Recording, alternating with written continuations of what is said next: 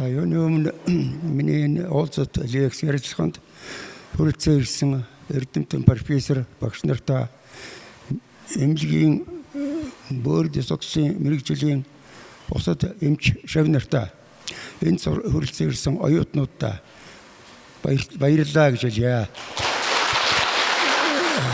Би бол энэ ангаахын шинжлэх ухааны их сургуулийн төгссөн хүний эмчийн мэрэгжлийг олсон дараа нь багш гэдэг сайхан мэрэгжлийг эзэмшсэн.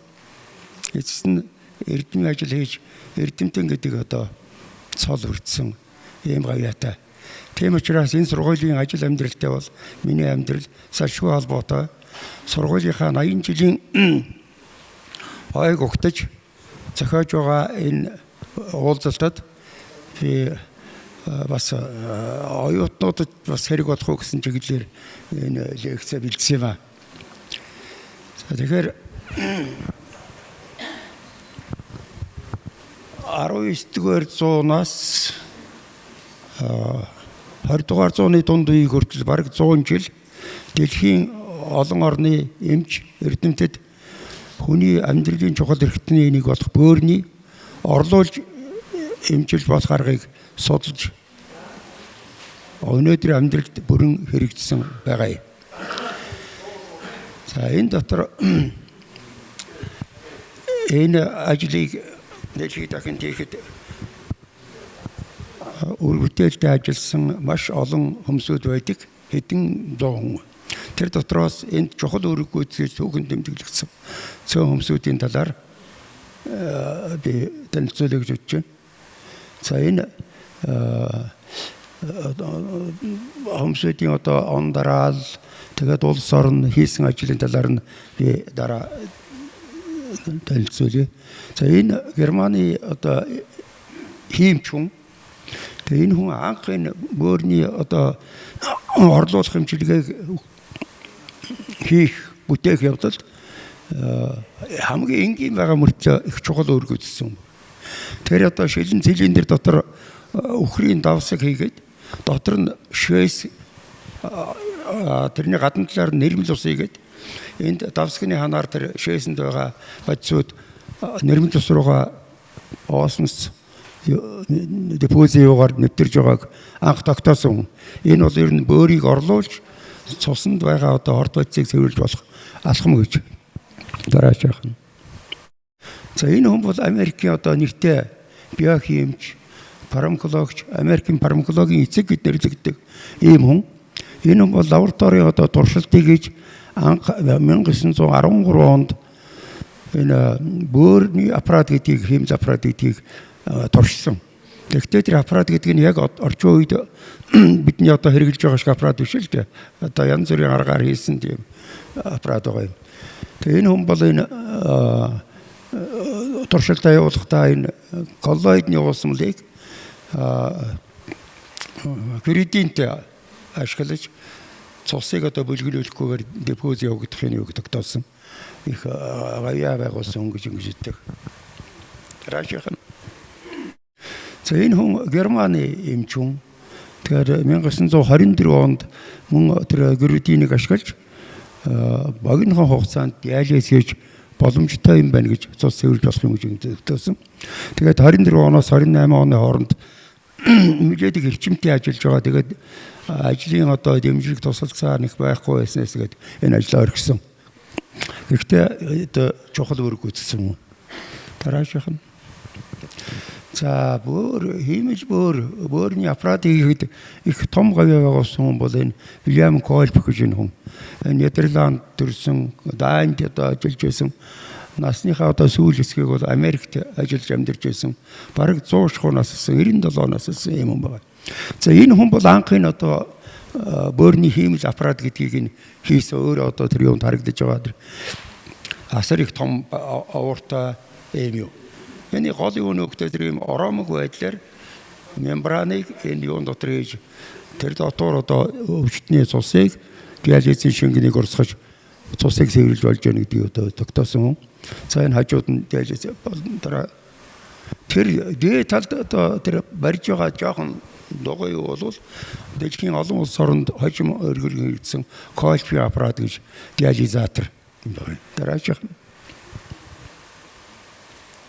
За энэ Скрибнер гэдэг хүн бол асар их гавьяа байгуулсан хэмэл бөөрийг яхад энэ хүний гавьяа юу гэхтэй зэрэг диализ хийхэд диализатортойгоо диализийн аппараттайгаа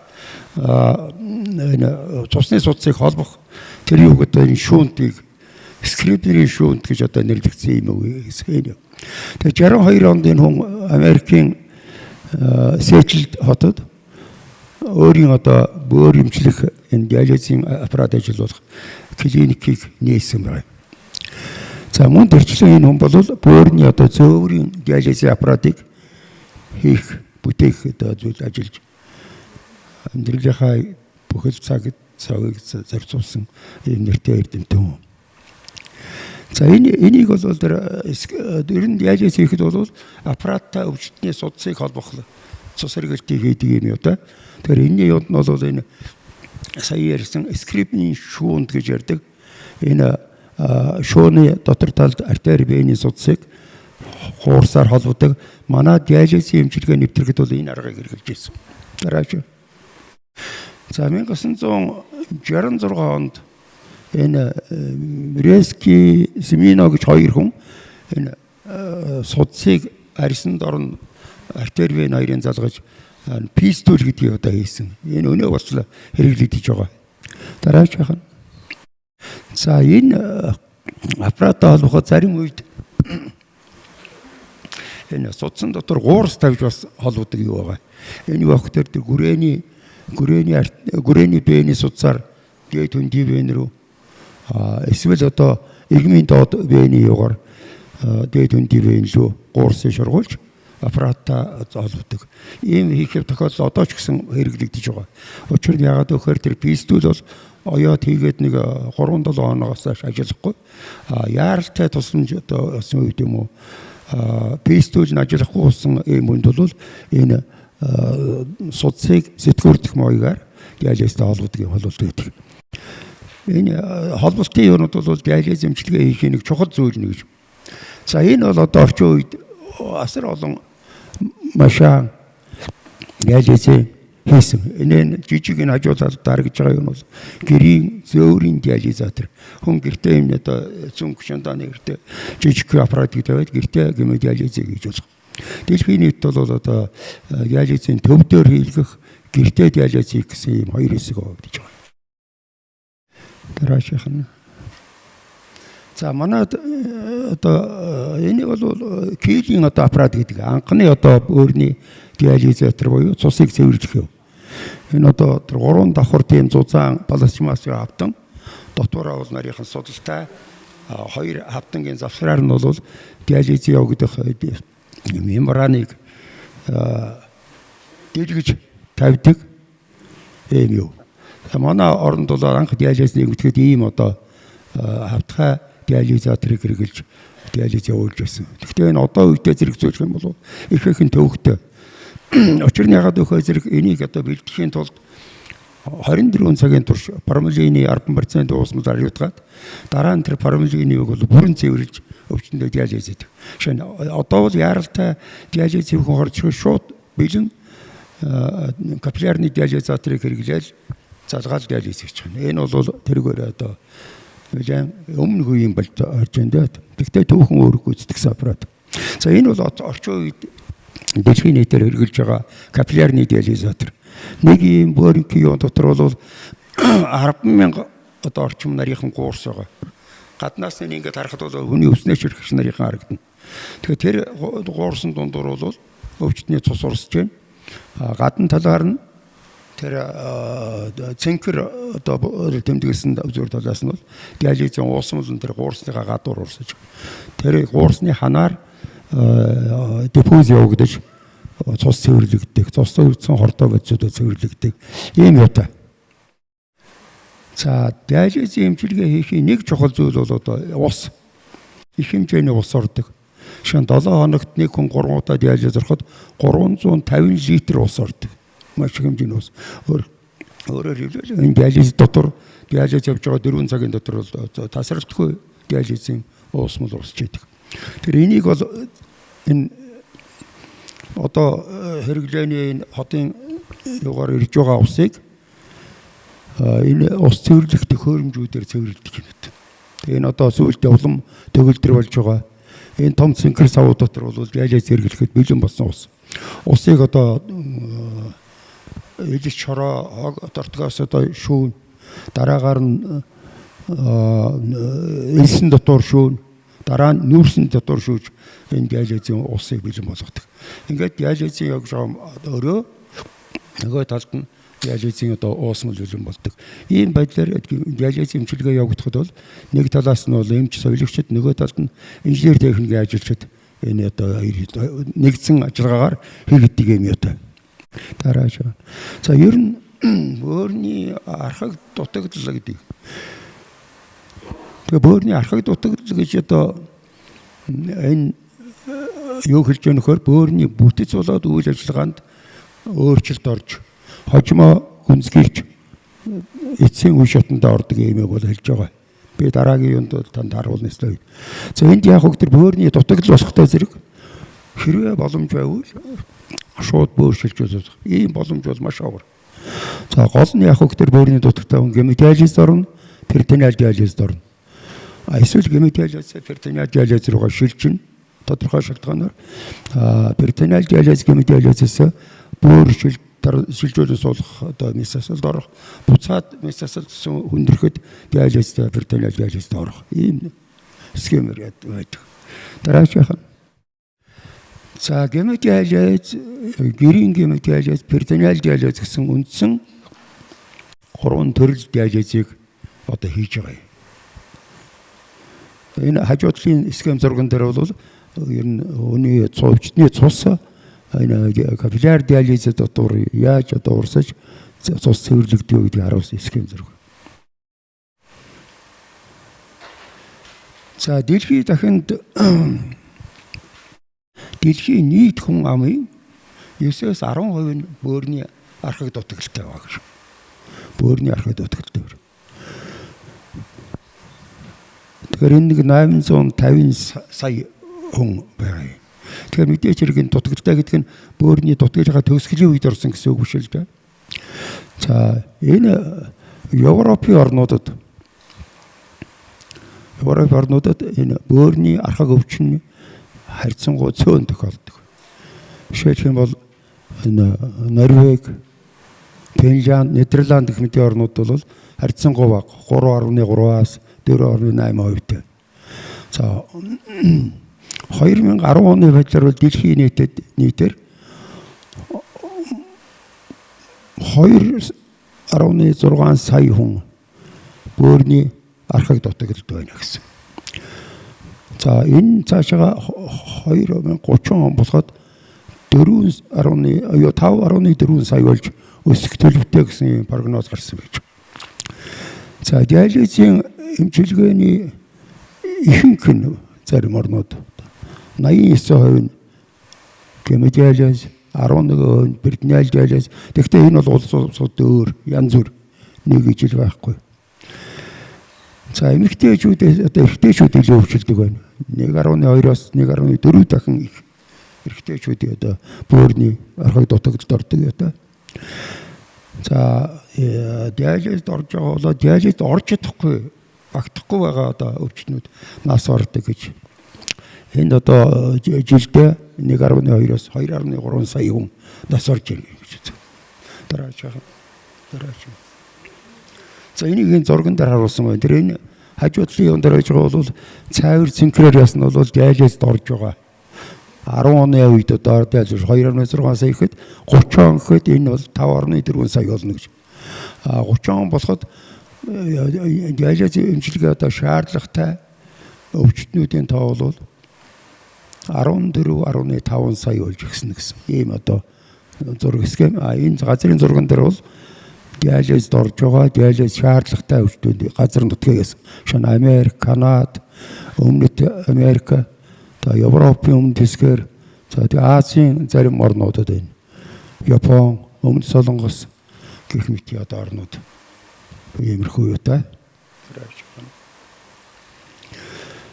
За дэлхийн одоо олон улсуудад 18 оны байдлаар энэ бөөрийн архаг дутагдлын одоо тохиолдол бол 1 сая хүн амд улс орнуудад янз бүрийн тоогоор байдаг. Жишээ нь Тайванд тэгэхэд 1 сая хүнд 3429. Японд 2591. Америкээс 169. 1699. Солонгост 1618 гэвтэр хамгийн одоо өндөр тохиолдол байгаа орнууд.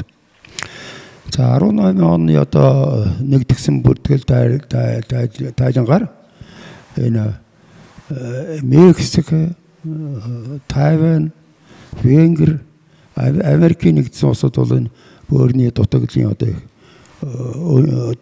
бөөрийн архаг дутагдлын төгсгөлийн шатанд байгаа хүн одоо ийм тоо хэмжээгээр 1 сая хүнд ногж байгаа югаар. Энэ бол асар их тоо. Манайд 3 сая хүнтэй гэхэд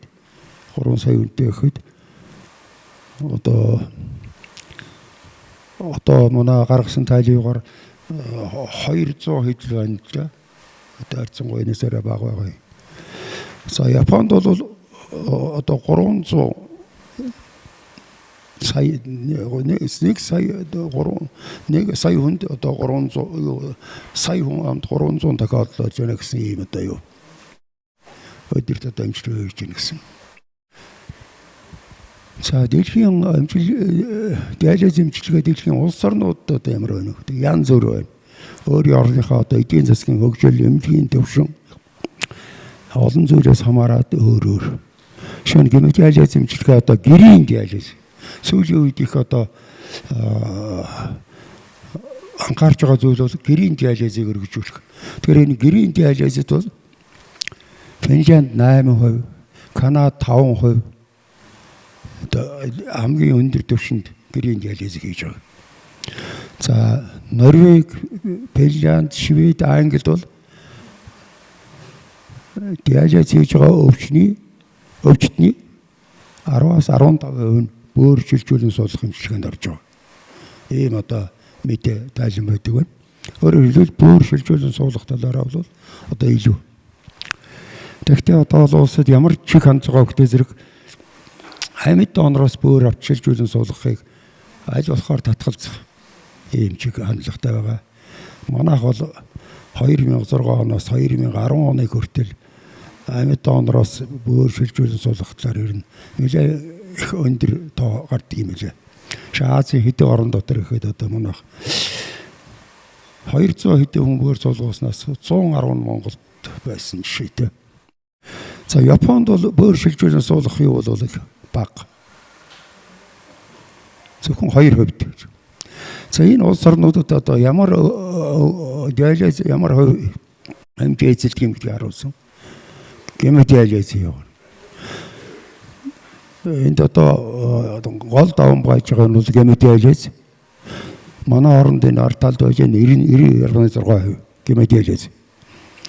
За дараагийн перитонеал диализ. Перитонеал диализ дэлхийн улс орнууд бас янз бүр. Зарим орнд бүр их өндөр шиг. Сингапурт гэхэд одоо их өндөр түвшинд байдаг.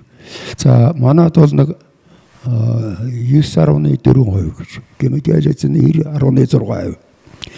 За бөөрийн архаг дутагдал төрж байгаа өвчнүүд улс орнууд бас өөр байна. Шинэ одоо дэлхийн ихэнх улс орнууд бол чихрийн шижээ өвчнөөс болсон бөөрийн дутагдал тэргүүн байранд байж байгаа. Голомерлоны нефрит юм уу бөөрийн бусад эмгэгүүд нь бол харьцангуй бага. Тэгээ манай орных бол хамгийн сүүлд 20 оны мэдээгээр одоо голомерлоны нефрит чихрийн шижээний хоёр өвчин бол диализийн эмчилгээний бараг 70% нисэлж байгаа юм. За манайд энэ цусны даралтаас болсон бөөрийн дутагдал хятадын одоо бол ойрхон байгаа. Хятад 15.7, манайд 16.7. За бусад орнууд бол бас цусны даралтаас болсон бөөрийн дутагдал өндөр байгаа.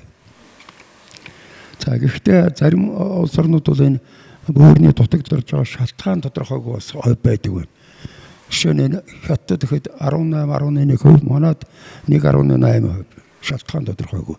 Энэ шалтгаан тодорхойгүй нь одоо янз бүрийн хүнд одоо мэдгэдэггүйгээр одоо хүнстэйж, эмийн бодис, химийн бодис, эмийн оргомол янз бүрийн одоо хорд зүйлээр бөөр гэмтэж дутагдларж байгаа юм. За энэ улс орнуудад 1 сая хүн амд тухайн улсын сая хүнд хичнээн хүн диализ хийлэгдэг ямар төрөл хичнээн байдгийг харуулсан. Энэ улаанаар тэмдэглэсэн нь бол одоо Мексик, за тэгээд Тайван, Европын одоо өмнөд хэсгээр цөөх орнууд бол их өндөр. 1 сая хүнд 400. Манайх бол нэг сая хүнд арай бага 100-200 орчим. Ийм байдлаар улс орнуудыг өөр тэр саарлаар тэмдэглэсэн бол харьцангуй бага. Диализ зорж байгаа өвчтний хувьд гэсэн. Ийм. За энэ одоо их асуудал болж байгаа зүйл бол дэлхийн хүн амын шинэ улс оронд ялангуяа өндөр хөгжилтэй орнуудад бөөрийн архад дутагдлын үндсэн шалтгаан нь бол чихрийн шижийн өвчин болж байгаа. За манайд бол чихрийн шижийн өвчин нэмэгдэж дутагдал нэмэгдэж байгаа. Гэхдээ яг энэ улсуудын одоо төвшөнд их биш. Тэр 20 оны мэдээгээр бол энэ диализ орж байгаа өвчтнүүдийн 22.8% чихрийн шижнээс болсон бөөрийн дутагдал байна. Бусад орнууд одоо Сингапур, Малайз, Гонконг гэдэг одоо маш их өндөр түвшинд байгаа.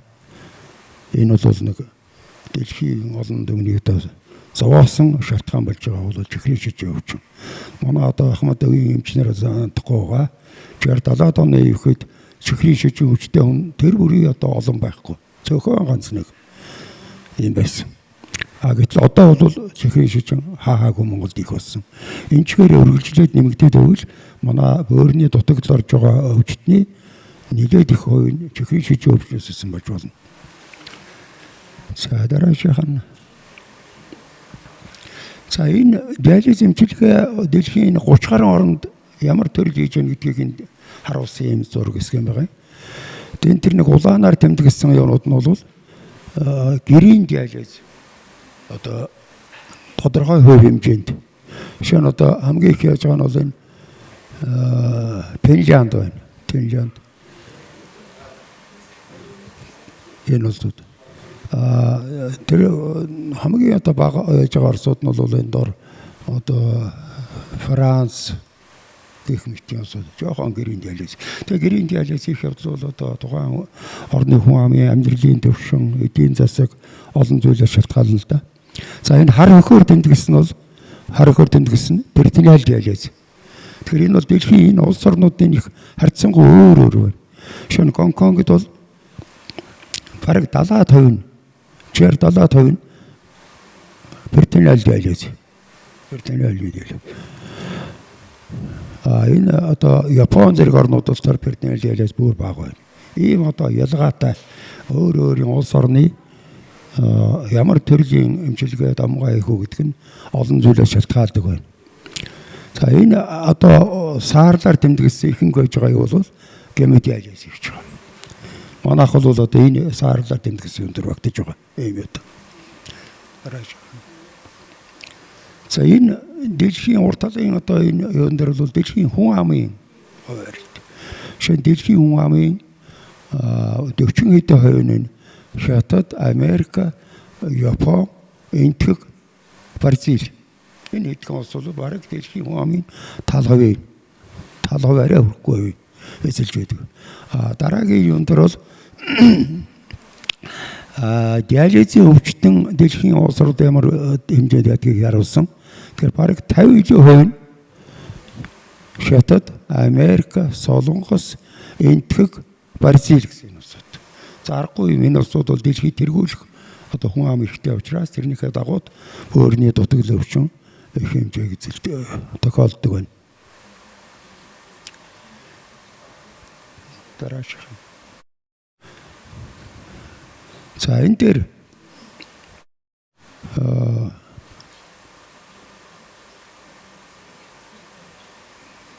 Өнөөгийн байдлаар одоо дэлхийд гемодиализ хийлгэж байгаа хүн хэд байна вэ гэдгийг улсын хуваар ярьсан. Энд 2,991,000 хүн. Энэний одоо 30 хэдэн хувь нь Япон, Европын холбоо, Америкийн нэгдсэн улс эзэлж байгаа. Дараагийн юунд бол энэ Британий дээрээс хийж байгаа хүн бол 370,000 хэмжээнд. Тэгэхээр одоо дэлхийд дахинд бол гемодиализ бол давмгай байж байгаа. За энэ хүн амын өсөлт дараагаар нь бол энэ бөөрийн өвчин төгсгөлийн үе энэ улаан шараар. Голын улаанд ясна бол гемодиализ хийлгэж байгаа. Бор өнгөтэй нь бол Британий диализ. Энэ хамгийн сүүлийн хөхөнгөөр заасан бол трансплантаас хийлгэсэн. Өөрөөр бүр орлуулах хэмжлэгээний одоо хувь бол ийм байдлаар явагдаж байна гэсэн үг. Дараач. За Монгол оронд одоо гемодиализ эмчилгээ яаж одоо нэвтэрсэн бэ гэдэг талаар. Тэр 1971 онд манай улсын клиникийн төвөмлөг шинэ байранд орж өөрөө тасалгаа өргөжж дотрын мэрэгжлийн тасгууд бол ноцлогоор ялгарсан. Зүрхний, уушхны, бөөрийн тасаг гэж одоо ингэж хэлсэн. За энэ үед бол бөөрийн чочмог дутагдaltaа, бөөрийн архаг дутагдaltaа хүмүүсүүд улсын клиникийн төвөмлөгийн бөөрийн клиникт их хэмжээгээр ирдэг бас аргагүй мэрэгжлийн одоо тасаг байгуулагдаад иржсэн. Гэтэл тэр үед одоо чочмог дутагдал, архаг дутагдлын төгсгөл үед ямар ч одоо эмчилгээ үзүүлэх юу бол их бага хязгаарлагддаг бол. За тэгээд 1960-аас 70 оны хооронд бол дэлхийн улс орнуудад энэ бөөрийн химийн аппаратыг одоо ашиглаж бөөрийн дутагдлыг хэмжилж яах гэсэн юу одоо мэдээ гарч ирсэн. Гэхдээ одоогийн шиг биш тэр үе одоо гадаад харилцаа мэдээлэл маш хязгаарлагдвал байсан гэдгийг бас хэлэх хэрэгтэй. За ийм одоо хөдөөнөөс одоо олс ангаас ирсэн бөөрийн дутагдaltaа, архаг дутагдaltaа хүн турдсан, арьсан цайцсан, цус багтсан, хуурайсан, шээсэн гарахаа байсан, амнаас нь шээсэн шүвтрэн нэртсэн ийм өмчтөн бол диализ эмчилгээ хийхгүй бол хэдхэн хоног тэгээд нас орох юм яа. Энэ бол тэр үеийн одоо эмчнэр ялангуяа манай бөөрийн эмчнэрийн сэтгэлийг одоо зовоосон асуудал байсан. Энэ үед ямар нүцэн зэрэг энэ бөөр орлуулах эмчилгээний одоо энэ аргыг өөрийн орондоо нэвтрүүлье гэсэн юм. Тэгээ нэвтрүүлье гэж одооныхт бол одоо тэр үеийн бол шал өөр. Тэр үе манай гадаад харилцаа ямар байлаа, мэдээлэл ямар байлаа. Энэ тэр үед бол зөвхөн социалист одоо сэви орнууд гэж байсан тийм. Эдийн засгийн харилцаанд тусах орнууд гэж. Тэр хүрээнд л харилцдаг юм байсан. За. Ингээд одоо нэнийг одоо бэлтгэж зөвлөл бодолтод эмчнэр явуулж үзүүлж сургасан 3 эмчнийг инженер гемодиализийн машиныг Япон улсаас захиалж авсан. Тэр үед бас Япон манай одоо дипломат харилцаатай болж дайны үеийн төлөөр маягаар бас юм манад нийлүүлдэг байсан юм уу л дээ. Тэгээд одоо Японоос диализийн 2 жижиг машиныг авсан. За зөвлөлтийн мэрэгчлэн орж ажилласан. Манай туршлага байхгүй нэг ажил бол. Энэ Тэркашны гэж доктор машин туршлагатай Москвагийн Петровскийн клиникт диализээр ажиллаж байгаад ирсэн хүн байсан. Энэ хүн бол их тус болсон юм. За ингээд 76 оны одоо 1-р сараас эхлээд 2 машинтайгаар нэг 10 гаруй өвчтөнтэйгээр диализ эмчилгээ хийсэн юм байна. За энэ диализ эмчилгээ хийхэд маш их бэрхшээлүүд байсан л да. Юу гэхтэй зэрэг диализийн уусмлыг бэлдэх. Диализийн үндсэн уусмал гэж одоо концентрат уусмал бэлдээд тэрийг энэ канализацийн устай машинд холж диализ өгдөг гэдэг. Тэгэхээр үндсэн уусмалыг бол одоо нөгөө дэлгүүрийн нөгөө ийм тавгтай шилэн дээр давсуудаа хийгээд уусандаа уусгаад тэгээд тунгаа шүүгээд диализтэй хэрэглэдэг.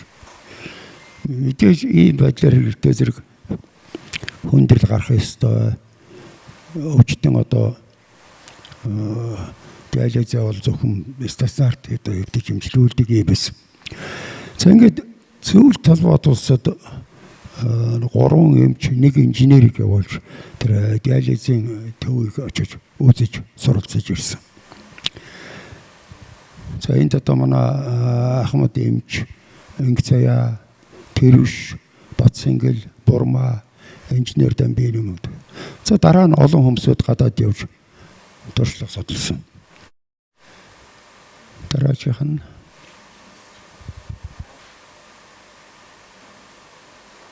за ингээд цаашаа бол манад гемодиализийн эмчилгээний арга техник бол их нарийн хөгжиж ирсэн. Диализийн одоо бүрэн автомат машины тоо нэмэгдсэн. Бүр саяхан сүүлийн үед бол том төвөдөд 30 гаруй машинтай болж манай улсын төвөмжиг дээрхэд. За ус цэвэрлэх төхөөрөмж хийсэн. Зүгээр энэ канализацаар ус ирж байгаа ус биш. Тэр усыг аваад цэвэрлээд диализд явуулахаар бэлэмдэг. За гарт нь одоо шүүнт тавихгүй пистол хийсэн. Артерийн судасыг холож яад битүүгээд. Үүнийг өндөр амжилт.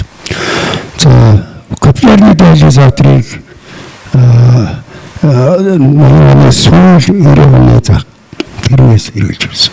Капилляр диализатор. Түрүүний ард бөөринг капилляр.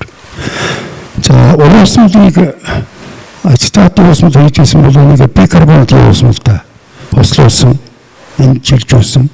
Энэ бол диализийн үед гардаг хүндрэлээс бас сэргийлэх боломж гарсан. За сайхан одоо 6 жилийн өмнөөс перитонеал диализийг манай эмчнэр нэвтрүүлж одоо нийлээд хэрэгжилж байна. Тэр зөв нэг юм хэлэхэд дөнгөж 76 онд гемодиализ эмчилгээ нэвтрээд байх үед тэр одоо сэвэрэнд чихэсэд боор суулгадаг тийм төв болж байсан. Тэнд одоо 3 хүн явуулсан. Нэг нь боор суулгуулсан, нэг нь бол ахын өөрөө өгнөгөд татсан чинь эдийн тохироо болоогүй бодсон. Мосгод нэг залууд бол хийсэн бас тэрэн сүлдээ амжилттай болоогүй. Тэр болоод нэг хойно сэвэрлээс төгссөн оюутан хөөхд байсан. Тэрийг одоо хойно хөргөж өгөө тэгээд операцийн амжилттай болоогүй. Яагаад гэхээр тэр орнуудад ирнэ энэ бол төдийлэн сайн хөгж чадаагүй эхэлж байсан. Энэ бол одоо боор шилжүүлж суулгах одоо юм эхэлж байсан. За хүмүүс хэлгээд их дэвшил гарсан явдал бол 16 оноос диализ хийж байгаа хүмүүсүүдэд усын төсвөр зардлын одоо өгдөг болсон.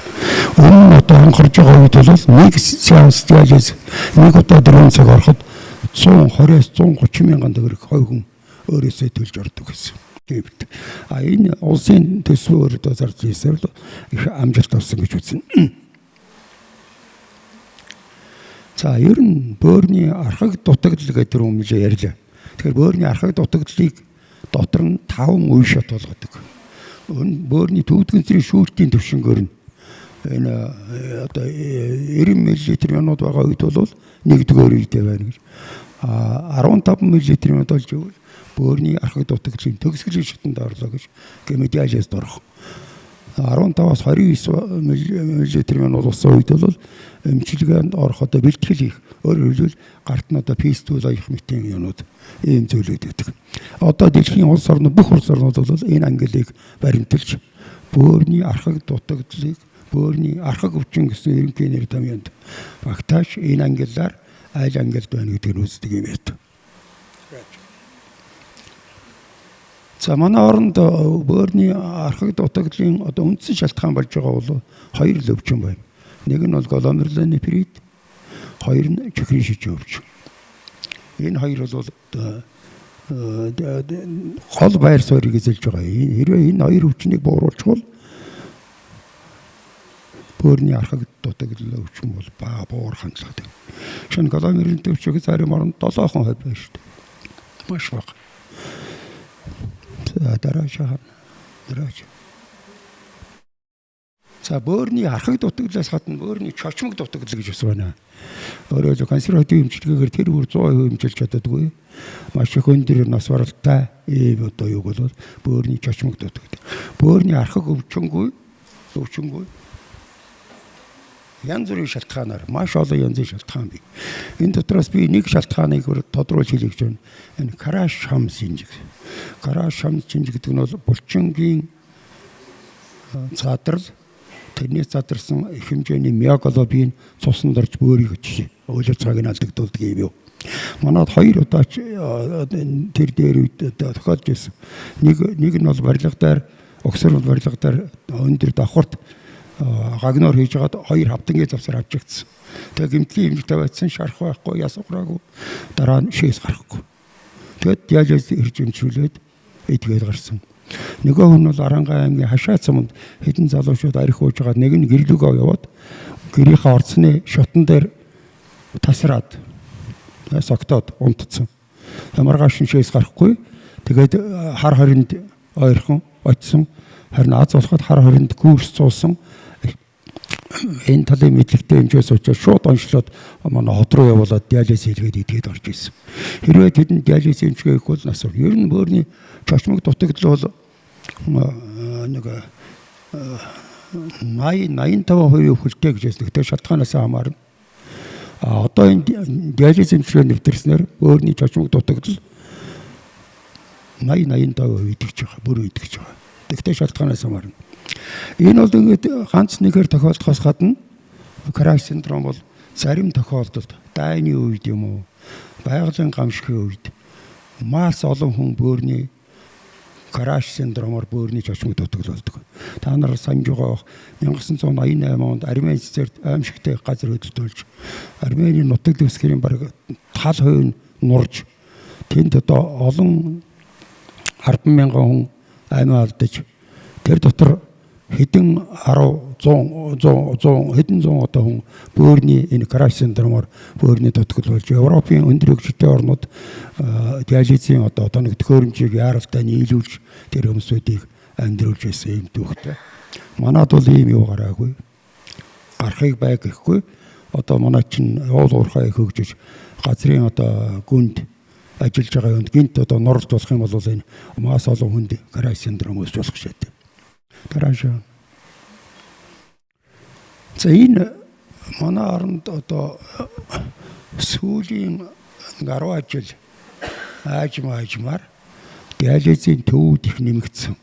Тэр үед бол зөвхөн манай клиникийн 1-р эмнэлэг дээр диализ ажиллаж байсан бол дараа нь одоо хотын томоохон эмнэлгүүд, дараа нь аймагуудын төвд диализ эмчилгээ одоо нэвтрээд олон хүн одоо диализ орж байгаа. За энэ 20 оны одоо мэдээгээр 46 одоо хувийн улсын диализийн төвүүд ажиллаж байгаа гэж байна. Зарим нь 2-3 мөшөнтэй, зарим нь 10-20 мөшөнтэй ийм төвүүд ажиллаж байгаа. За гэмэл диализд бол энэ 896 хүн орж байна. Энэ бол нийт диализд орж байгаа хүмүүсийн 90.6%. Хэвлийн диализ 73 хүн орж байна, тэр нь 7.4%. Гэмэл диализ хэвлийн диализ хавсарсан юмд бол 20 хүн буюу 2% иймд ирж байгаа. За 88.1% нь бол пистолтэй эрэгтэйчүүд мөн давмгай. За өвчний хувьд бол энэ гломерул нефрит хийж байгаа 2 өвчин бол нийт диализ орж байгаа хүмүүсийн 70% эзэлж байгаа. Хэрвээ энэ 70%-ийг тодорхой арга хэмжээ авчихвал диализ орж байгаа тоо зөөрөх юм болтой. За энэ одоо доогуур синхрон бол манай одоо перитонеал диализ хийж байгаа. Дундуур шараар бол гэмэл диализ, дээдлийн гол нийт орж байгаа хүмүүсүүд. За насны хэвд бол манай диализ 30-аас 59 насны хооронд хамгийн их тохиолдож байгаа юм. 60 гаруй хувь. За энэ ихтэй давмгаа гэдэг юм. За энэ гэмэл диализ, перитонеал диализийн 18-20 оны одоо харьцсан хэсэг. Тэгэхээр перитонеал диализ бол нэг их эрчтэй өгөхгүй байна. Өгөөгүй. Тэгээд перитонеал диализ бол бас дотроо машинаар эргүүл диализ хийдэг. Өөрийнх нь зүгээр хэвлийн өөрийн хөндийд хийж диализ гэдэг юм байна. За насжилтын хувьд диализ дөрөд энэ 0-аас 5 жил, одоо эцэст нь 15-аас 20 жил ийм хуваар одоо диализ дөрөд амьдарч байгаа юм. Тэгээд зүгээр нэг онцлог хэлгээд нэг манай төв эмнэлэгт одоо диализ орж ирсэн эмэгтэй бараг 20 жил диализ хийж байгаад диализэнд орж яваад тэгээд Францд очоод одоо диализ ирүүлж байгаа. 24 жил болж байна гэж байна. Тэгэхээр диализ эмчилгээг их зохистой сайн хийх юм бол хүн нэлээд урт хугацаанд амьдарч ажиллаж болох боломжтой гэж үзэж байна. Саван Улаанбаатарын одоо диализийн том төвүүд бол улсын 1-р эмнэлэг, 1-р төв эмнэлэг, 3-р эмнэлэг, 2-р эмнэлгүүд төр байж байна. Энэ манай 1-р эмнэлгийн Ахмад эмч клиникийн профессор зөвлөх Хорц баяр диализ төвчтнөө үзэж байна. Цаана 3-р эмнэлгийн эмч Мөнгөц бол диализийнхаа машины тохируулах хийж байгаа.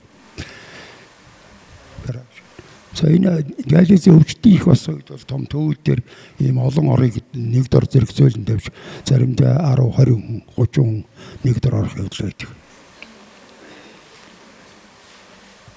За цаашдын одоо дэлхийн улс орнуудын гол одоо чиглэл юу вэ нөхдөд зэрэг энэ бөөрийн дутагдал нэмэгдэхийн хэрээр энэ диализийн төв цэгүүдийг нэмэгдүүлэх бөөр орлох эмчилгээнд өвчтөн жилээс жилд одоо өсөж байгаа улс орнууд. Буурахгүй, докторжихгүй. Энд одоо их анхаарч байна. За гэрийн диализыг одоо нэмэгдүүлэх гэснээр бол эмнэлгийн ачааллыг уруулах, диализыг өргөжүүлэх боломжийн тухай яаж байна. Хоёрдугаарт бөөрийн архаг дутагдлыг эртэлрүүлэх, хүндрэл гараагүй үед нь өвчнийг эргэжлүүлж өвчин даамжир хүндрөхээс яах вэ? За гемодиализ, перитонеал диализыг одоо гэрийн манайд бол одоо перитонеал диализ зүүн хүмүүсүүд гэрээр хийж байгаа. Өөрснөө шингэний авширлын өндөд хийгээд буцааж гаргаас ажаад. Энэ бол эмнэлгийн ачааллыг одоо зохицуулах чухал зүйл. За дараагийн нэг чухал зүйл бол бөөрийн архаг дутагдлын төгсгөлийн шатанд орсон диализ орж байгаа нөхцүүд бол бөөр шилжүүлэн суулгах эмчилгээг одоо улс орнууд энийг одоо аль болохоор хийхийг бодно. Гэхдээ энэ бол хязгаарлагдмал. Жишээ нь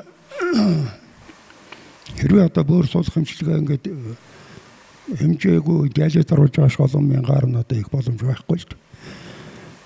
Шинэгээ тоо одоо үзүүлэлт байсан манай оронд одоо тэр амьд донор гэдэг нь цаа эрүүл хүнээс нэг бөөрийг авч байгаа шүү дээ. Тэгээ энийг бол дэлхийн нийтийн хэмжээнд одоо их татгалж байгаа. Дэлхийн эрүүл мэндийн байгууллага иймийг багасгах гэсэн. Ийм одоо чиг хандлагатай байгаа. За ингээд одоо гол шалтгаан болж байгаа чихрийн шижээ өвчнийг яах вэ? Чиг хандлага ямар байна нөхдөд зэрэг зардлыг багасгах, аппаратын уур хэмжээг багасгах, зөөврийн байх, эдлэгээ удаан байх гэх мэт олон юмнууд. Усыг хэмнэх технологийн нэвтрүүлэх, аппаратын одоо бие махбодоос хордоо бицийг зайлуулах чадвар өндөр байх. Ингэснээр одоо өвчтөний нас оролтыг багасгах. Өөр нэмээд бол сэтгэл санааны одоо эмчилгээний үед хүндрэлгүй байх юм одоо чиг хандлагууд. За манай оронд одоо ямар байж болох вэ гэдгээр одоо миний бодож байгаа зүйл байна. Хамгийн нэгдүгээрт нэгэн жил бөөрийн архаг дутагд хүргэдэг тэр өвчнүүдийг анхдагч хоёрдогч урд зэрэгэлд маш сайн хэрэгтэй. Хяналтанд авч явах хэрэгтэй. Хоёрдугаарт нь бөөр олуулах эмчилгээний одоо цэгүүд их олон боллоо. Түрүү ярьсан 40-50 дэвлдэг. Тэгэхээр тэнд одоо 3 машинтай жаазраа 2 машинтай 5 машинтай тэгэхээр зэрэг энэ дээр одоо стандарт эмчилгээний чанар юм. Энийг их тоо зохицуулахгүй бол боломж муу болно. За эмч мэрэгчлэтнүүд одоо гадаад сургах, гадаад харилцаа өргөжсөн байгаа үед энийг ашиглах хэрэгтэй. За тоног төхөөрөмжийг одоо тасалдалгүй нийлүүлэх. Саяхан одоо нэг яаж ирсэн дээ. Диализийн одоо тоног төхөөрөмжийн одоо зүйлээс дутагдал боллоо. Харин тэгээд ашгүй дорхон хангагдаж эмчилгээ өргөжсөн. За дараагийн нэг зүйл бол энэ олон улсын байгууллагатай манай гемодиализ эмчилгээний одоо тасаг цэгүүд холбоо тогтоох шаардлагатай. Яагаад гэвэл энд бол мэдээлэл солилцсон, туршлага судлана. За харилцан туслах юм уу. Тэгэхээр одоо нэг хэвлэл бичигдэж байгаа нэг зүйл бол Америк нэгдсэн улсын Сан Францискотын их сургуулийн энэ Вандербельт гэдэг сургууль дээр хиймэл бөөрийн аппарат биш, хиймэл бөөрийг хийсэн аппаратыг хүний биед суулгаад аппаратн дээр дорно гэхгүйгээр шууд энэ аппаратн дотроо хүний бөөр шиг одоо шээстэй хортой зүйлийг ялгаруулна гэж ингэж үзэж байгаа. Тэгэхээр энэ бол хэмжээгээр их том биш. Нэг гар утсыг нэг 2-3-ыг давхарсны хэмжээтэй юм байна. Тэгээ энийг юу гэж биореактор гэж байгаа. Биореактор гэдэг нэрэлтийн учир өгдөр энэ бол ганцхан тэр хийм одоо материалууд биш биометриалаас дотор нь орсон гэж ингэж хэлж байгаа. Энийг одоо туршиж хийгээд амьтан дээр туршиж байгаа. Магадгүй хэдхэн жилийн дараагаар одоо тэр хажуу талд үйд суулгаж байгаа юу харуулсан юу гэж. Ийм бөөрийг одоо хөвлөдөө бөөр суулгадаг хэсгээр энэ юу аппаратыг зоочхоод өөр явж байгаа. Энэ хажуу талд схем тэр хиймэл бөөрийн аппаратыг одоо артер венес утастай холбоод аппаратаас гарч байгаа ялгаруулж байгаа шээсийг давсгсан холбоод. Энэ бол хэрвээ амьдрал дэнгүүл одоо их үрдэн болох. За дараагаар нь энтхийн аюрведийн эмнэлэг хэвлэр их бичсэн байгаа. Бөөрийн архыг дутагдлууд яаж трансплантац бол хэрэггүй юм аа. Энэ одоо манай уламжил дараагаар хэмжиж болох юм гэсэн бичээд байгаа. Одоо тэр ямар үе гэдэг одоо мэдэхгүй дээ тодорхой биш байгаа. Магадгүй түрүүний ярьжсэн дутагдлын тэр эхний 2-3 дугаар үед консерватив эмчилгээ хийж болох үед тийм эмчилгээ хийгээс ажиж байгаа тэгж байж магадгүй. Эсвэл юм тодорхой үрдэн. Тэр нь юу хэрэгжилж байгаа нөхөөр эмийн ургамлууд эргээд одоо өвчтөнд уусмалтай одоо уулгаад яж байгаа гэсэн юм одоо. За энэ одоо манай тэнхимийн багш нар өөр судлаар ажилласан манай аргичаа багш одоо энэ залууж оюутан мэдэхгүй баг. Гайхамшигтай одоо эрдэмтэн эмч сургууль хүмүүжүүлэгч ийм хүн. Манай бөөрийн тэнхим бол аргичаа багшийн одоо дотрын нэгдүгээр тэнхим гэдгийг өргөлжилж байгуулагдсан. Энд одоо манай Ахмад эмч дүүтэнгс яа гэж ажиллаж байсан. Маш их туршлагатай, маш их нэгтнэм ажилладаг сайн эмч байсан. Одоо энэ манай Тамира эмч байна. Говьяат эмч профессор доктор энд ирсэн байж байна. Бас энэ дээр их ажиллаж байсан. Манай Ариуна профессор байна. Энгтия профессор байна. Залуу эмч одоо Гансууд байна. Хоёр эмч одоо эрдмийн ажиллаа. Нэг нь Японд аспирантур сурч байгаа, нэг нь энд эрдмийн ажиллаа явуулж байгаа. За манай клиникийн эмнэлгүүд маш олон туршлагатай эмчнэр ажиллаж байгаа. Олон эрдэмтдтэй болж байгаа. Энэ би юуны төрөнд энэ чулуун цэцэг эмчийг одоо саяхан говьяат болсон клиникийн профессор зөвлөх зэргийн маш сайн зохион байгуулагч эмч. Одоо бүх диализийн улсын хэмжээгээр яаж байгаа юм бол зөвлөгөө өгдөг, тэдийг хэмжээдэг, бүтээн байгуулсан ийм одоо говьяатай эмч. За энэ Саруул төвшин гэж эмч ядтын Шанхай хотод докторийн зэрэг хамгаалсан бөөрийнхөө энэ хажууд нь од эрдэнэ гэж эмч Ленинградад доктор хамгаалсан юм одоо. Зарим хүмүүсд зураг ирээгүй манай тэрвш энэ одоо маш их санаалжихтай диализ явахад ажиллаж байсан. Энэ хүний нэг сайн талны өгтөр тодорхой газар очиж дараах сайднарт ажиллаа маш сайн танилцуулдаг. Ажил дээрээсээ зүнхөө өрөөл малгайгаа тавиал гаргаж. Очоод дараах сайднарт бол ажиллаа маш сайн танилцуулсаас зөвшөөрөл гарын хэсэг авч гарч. Тэр дээржсэн диализ одоо хөгжих юм бол энэ хүн одоо их байсан гэж. За доктор Ариун болдоо байна. Доктор Байгалмаа байна. Хоёрдугаар хэмжээний доктор Вямторж байна. Доктор Цэцэгмаа байна. Доктор Ган Хуйг байна. Одоо энэ дээрээ сууж өгшгүй. Манай одоо наран доктор лаборатори хэмжээний диализийн юмны одоо шинжилгээ юмыг бол маш их идэвхтэй сайн хийж байсан. За Дашима гэдэг эмч одоо бас дүүрэг дээр ажиллаж байгаа. Бөөрийн талаар. За Жавцмаа гэж эмч доктор Говьяатай аймгийн мигрийн соёлд ажиллаж байна. За баярлалаа та бүгдэд.